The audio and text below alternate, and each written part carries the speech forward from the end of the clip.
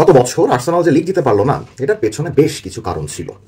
One of the major reasons was তাদের আক্রমণ ভাগের কিছু খেলোয়াড় মৌসুমের গুরুত্বপূর্ণ সময় ইনজুরিতে পড়ে গিয়েছিলেন, দেখে তাদের অ্যাটাকিং ডেপথ তেমন ছিল না। আমরা যদি বুকায়ো সাকার কথা বলি, বা আমরা যদি গ্যাব্রিয়েল জেসুসের কথা বলি, বা আমরা যদি কাই হ্যাভার্টসের কথা বলি, those three are like the most important parts of an Arsenal attacking scheme.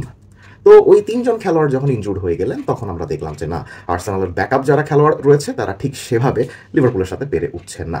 তো সেই কারণেই কিনা এই সিজনে আর্সেনাল একদম কোমর বেঁধে নেমেছে।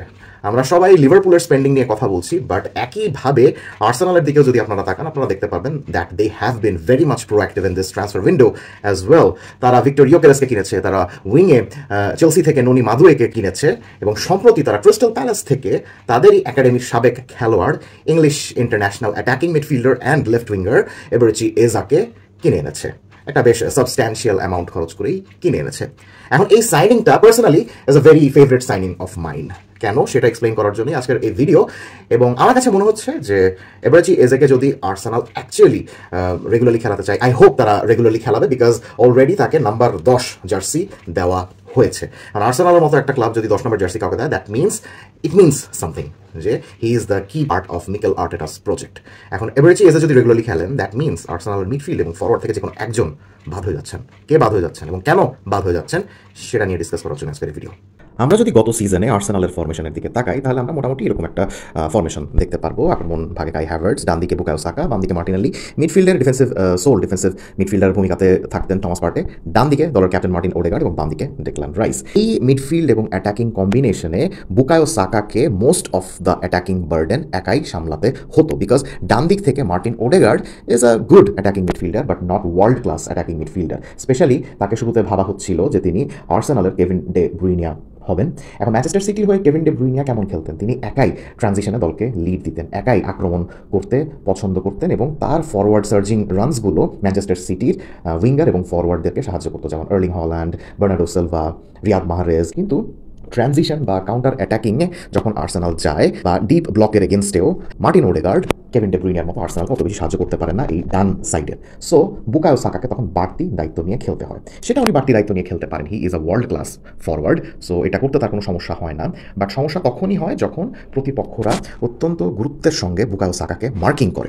স্পেশালি আপনারা গত সিজনে নিউক্যাসল ইউনাইটেডের এগেনস্টে আর্সেনালের ম্যাচগুলো যদি পর্যবেক্ষণ করেন, তাহলে দেখবেন যে বুকায়ো সাকাকে তারা 2 বা 3 খেলোয়াড় দিয়ে মার্ক করছে।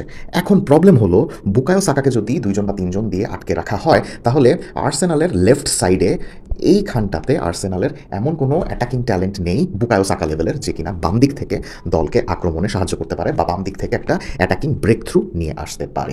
এজন্য দেখা যায় অনেক সময় এভাবে আর্সেনাল এসব দিক থেকে আক্রমণ সেভাবে করতে পারে না যদি বুকায়ো সাকাকে আটকে রাখা হয়। দেন এগেন থমাস পার্টেও যেহেতু ডিফেন্সিভ মাইন্ডেড মিডফিল্ডার, তিনিও কিন্তু এমন কোনো ইনসাইসিভ পাস দিতে পারেন না যেটা কিনা বুকায়ো সাকা আটকে থাকলে আর্সেনালকে গোল বের করে আনতে সাহায্য করে।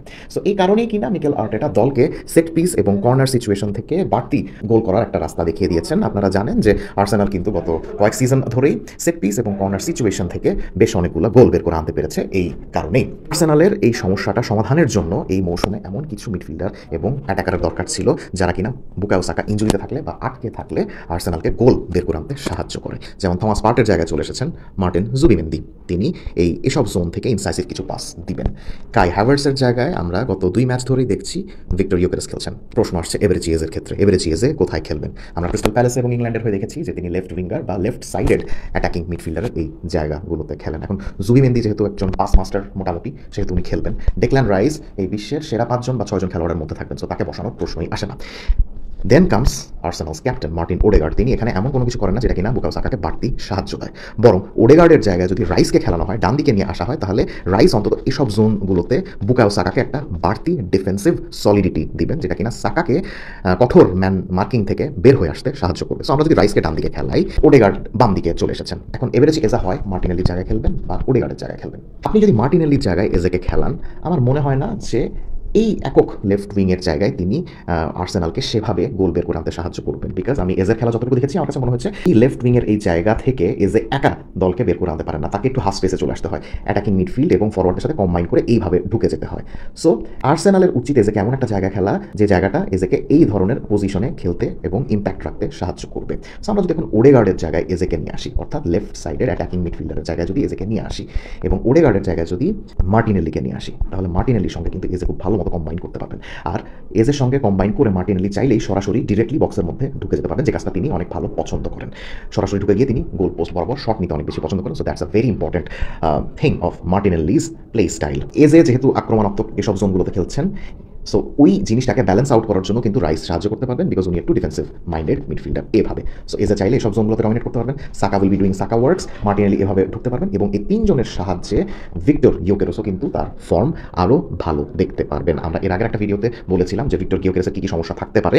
সো সেসব সমস্যাগুলো কিন্তু নাই হয়ে যাবে যদি এভারেজ এজেকে এই জোনগুলোতে এবং মার্টিনেলিকে এই জোনে খেলানো হয়, রাইস যদি এখানে থাকেন এবং দলের ক্যাপ্টেন মার্টিন ওডেগার্ডকে যদি বেঞ্চ করা হয়। এখন মিকেল আর্টেটা কি এই ট্যাকটিক্সে খেলাবেন কিনা, নাকি তার দলের ক্যাপ্টেন মার্টিন ওডেগার্ডকে যথারীতি আনটাচেবল রেখে খেলাইতেই থাকবেন, দেখা যাক। কমেন্ট সেকশনে জানিয়ে দিবেন এভারেজ এজে সম্বন্ধে আপনার মতামত।